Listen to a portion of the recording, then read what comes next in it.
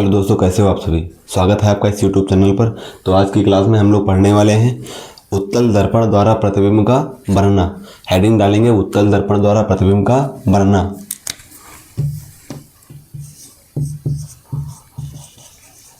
Formation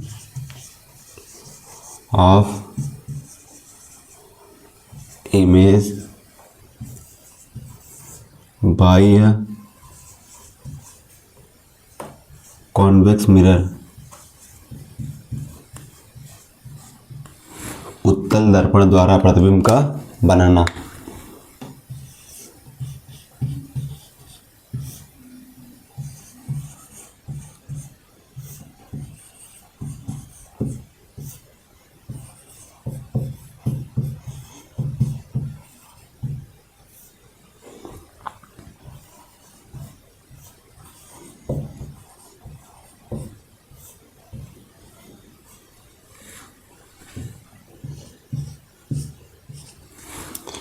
तो इसमें heading डालेंगे जब वस्तु अनंत पर रखी हो। पहली हेडिंग पड़ेगी जब वस्तु अनंत पर रखी हो।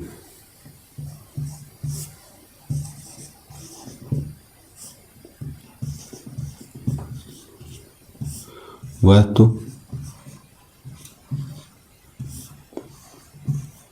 अनंत पर रखी हो।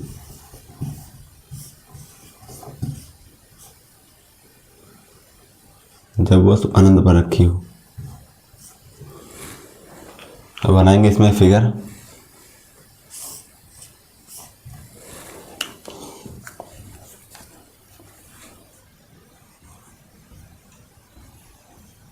B1 है और ये A1 है। ये वक्रता केंद्र है। तो अब इसमें लिखेंगे वस्तु की स्थिति। हेडिंग डालेंगे वस्तु की स्थिति। वस्तु की स्थिति प्रतिबिंब की स्थिति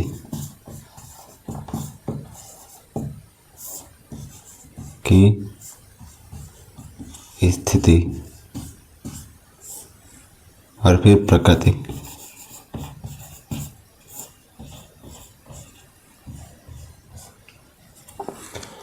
देखो इसमें वस्तु की स्थिति कहाँ है, तो बताएंगे वस्तु की स्थिति है अनंत पर।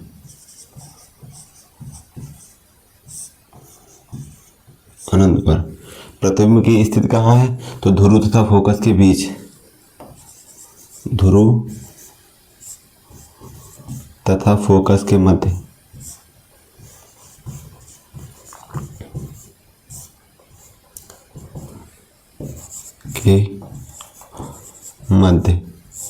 प्रकृति कैसी होगी, तो प्रकृति बताएंगे देखो सीधा बन रहा है और छोटा बन रहा है, तो बताएंगे आभासी सीधा एवं आकार में वस्तु से छोटा। आभासी सीधा एवं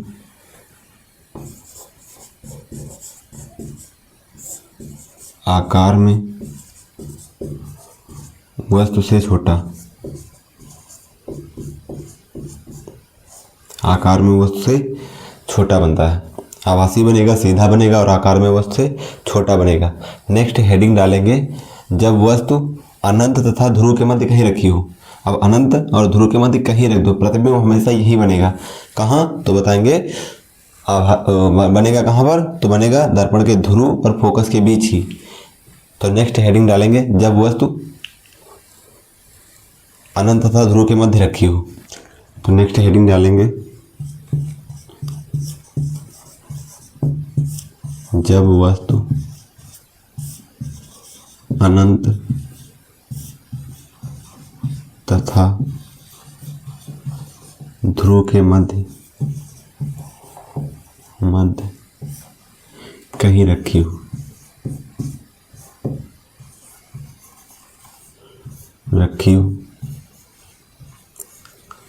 जब अनंत तथा ध्रुव के मध्य कहीं रखी होगी, तो मान लेते हैं यहां कहीं अनंत है।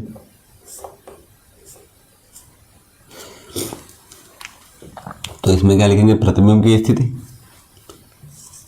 वस्तु की स्थिति, प्रतिबिंब की स्थिति।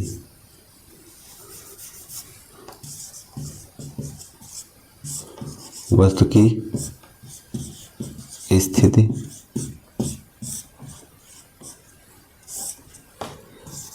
प्रतिबिंब की स्थिति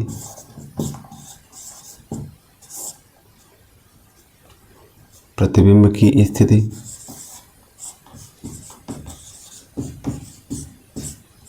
प्रतिबिंब की स्थिति और प्रकृति।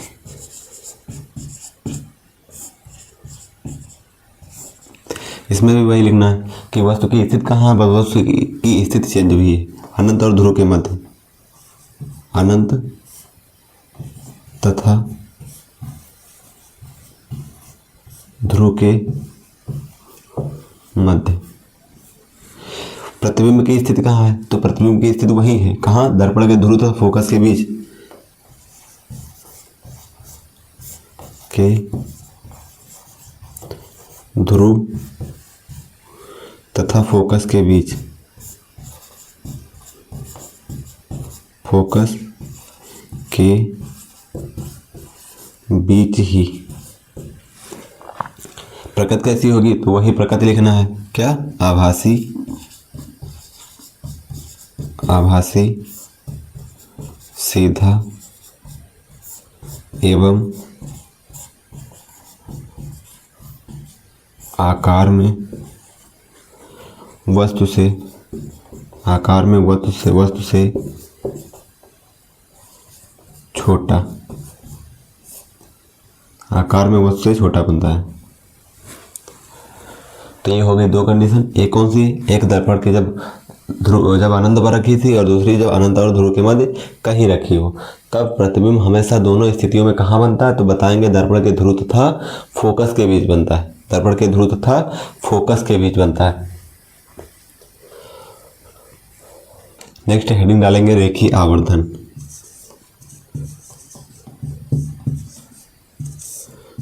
रेखीय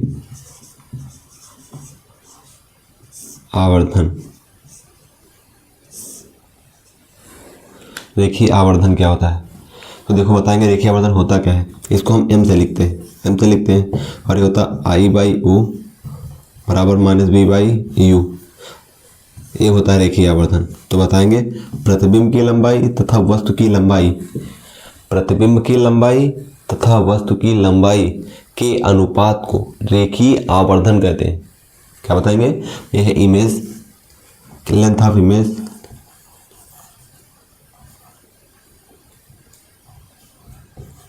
length of image,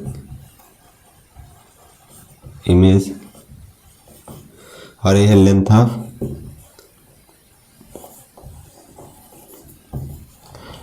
of object,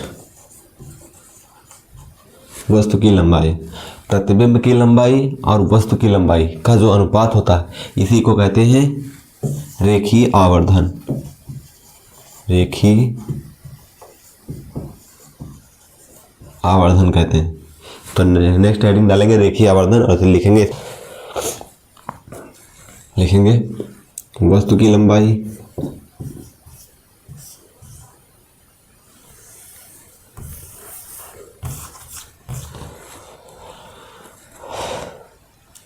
लिखेंगे परिभाषा, प्रतिबिंब की लंबाई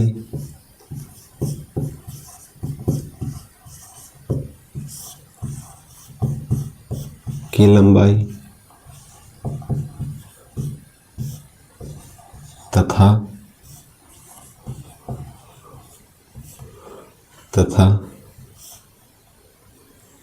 वस्तु की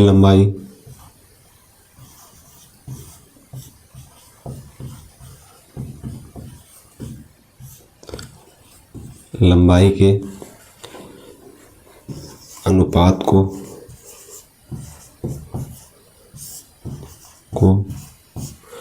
रेखीय आवर्धन कहते हैं। रेखीय आवर्धन कहते हैं। प्रतिबिंब की लंबाई तथा वस्तु की लंबाई के अनुपात को रेखीय आवर्धन कहते हैं।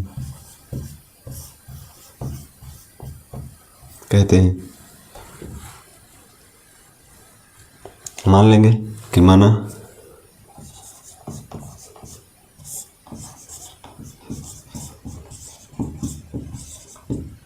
प्रतिबिंब की लंबाई I तथा वस्तु की लंबाई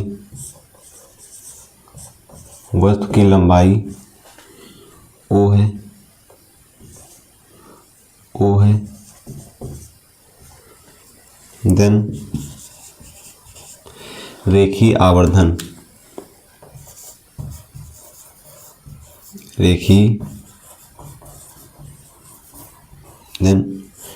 आवर्धन m बराबर होता है I/O बराबर -V/U के। क्या होता है तो बताएंगे m बराबर I/O बराबर -V/U के होता है। माइनस कहाँ रखेंगे और कहाँ नहीं रखेंगे ये भी बता दे रहे हैं।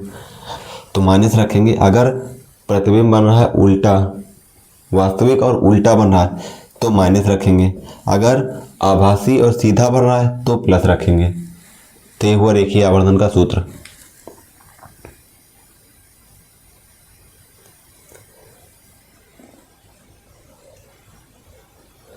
और इसमें ए क्या है तो V है प्रतिबिंब की स्थिति और U है वस्तु की स्थिति। I क्या है प्रतिबिंब की लंबाई और O क्या है तो वस्तु की लंबाई है। वस्तु की लंबाई है, प्रतिबिंब की लंबाई है, प्रतिबिंब की स्थिति है कि कितनी दूर पर प्रतिबिंब बन रहा है, और ये वस्तु है कितनी दूर पर वस्तु रखी है तो वस्तु की स्थिति है। तो आज के लिए बस इतना ही, मिलते हैं फिर नेक्स्ट क्लास में।